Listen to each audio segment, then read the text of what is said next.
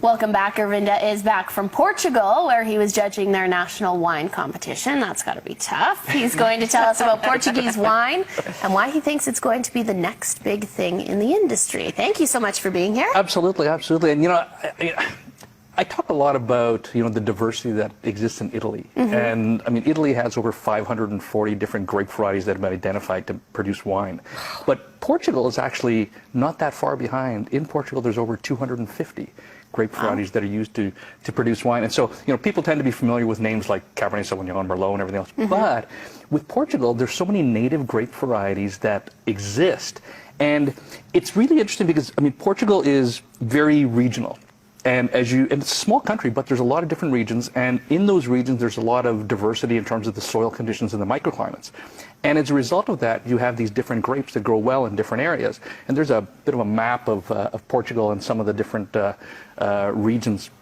But, you know, it's interesting to me because every time I go to Portugal, I'm so impressed with the quality that exists there. Of the wine. Of the wines, absolutely. And Portugal, to me, has some of the best values in terms of price-quality ratio, and in all price points. So whether it's the lower price point, or the medium price point, or the higher-end price points, the wines just, to me, seem such great value for whatever dollar you're paying. And so I really believe that Portuguese wines will be the next big thing over the next decade or so. And the interesting thing is, why haven't they done that yet? And I think part of it is, you know, the names of some of the grapes are unfamiliar to people, like Encruzado or Touriga Nacional. And so sometimes, you know, they're difficult to say, they're difficult to understand. Sometimes, you know, as with Italian wines, the grape variety isn't necessarily on the bottle because it's the region or the style of wine. Okay. So there's an unfamiliarity there. But also, you know, there's a lot of blends in Portugal. So again, people don't necessarily aren't familiar with those different types of wines. But I think with Portuguese producers, they really need to start to focus in on these indigenous native grape varieties, because that's what really makes their wines unique and different and separates them from all the, you know, generic mass stuff that you find on the shelves everywhere. So even though people wouldn't necessarily know it or recognize it, that's their way to get in. Absolutely, absolutely, because people are starting to more and more look for things that are unique. Yes. And whether it be on the food side of things or whether it be on the wine side of things, people want to know, you know, because wine should tell a story about where it's from, right? It should have that sense of place. And one of the other reasons why I think Portuguese wines really haven't made it out there compared to, say, France or Italy is with immigration. You know, when the French and the Italians immigrated to North America, there was a lot of French restaurants and Italian restaurants that popped up, and that gave a venue for French and Italian wines. But there's really not a lot of Portuguese restaurants out there. So there really wasn't a lot of spots where, you know, Portuguese wines could have an easy entry. That's starting to change a little bit, but more importantly, I think because of the quality that's being produced, you really can't ignore it anymore. I mean, these wines are just that good.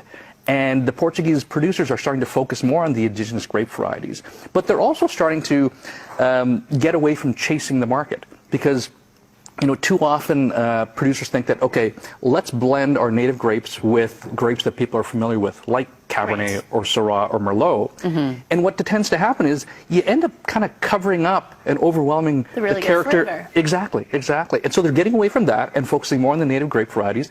But the other is they're starting to get away from chasing style. So a lot of people in Europe think that the North American palate likes a certain style. And so a lot of producers are making over-oaked, over-extracted, over-ripe wines because they think that people in North America like those styles of wines.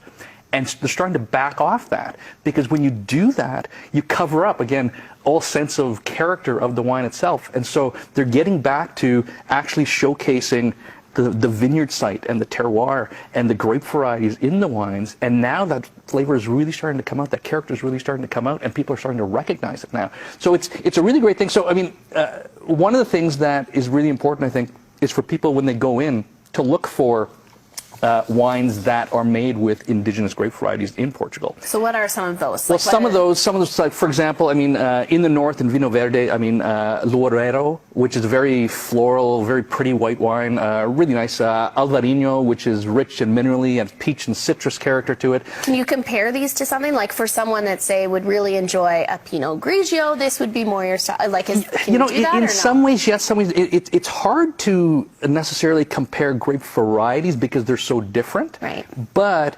stylistically, you can compare. So, I mean, the white wines up in Vinho Verde tend to be very fresh and minerally and crisp. So people who like that style of wine look for those type of wines. And again, sometimes it's difficult because the grape varieties might not necessarily be on the label.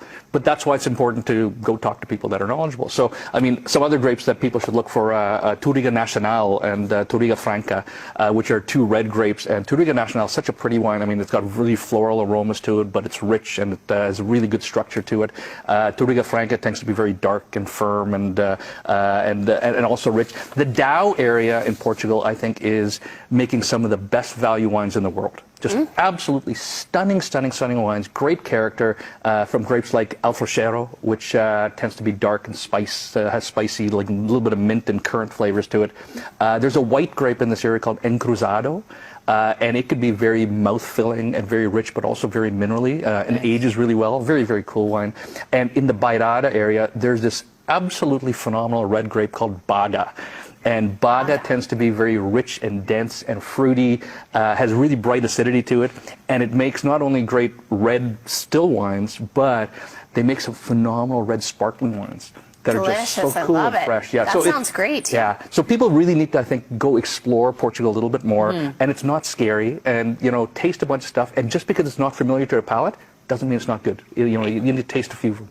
Thank you so much, Gurvinder. That was great. So for great wines, check out Unwind. Go to vinomaniawines.com/seasonal-selections, or you can follow Gurvinder on Twitter at Edmonton Wine Guy.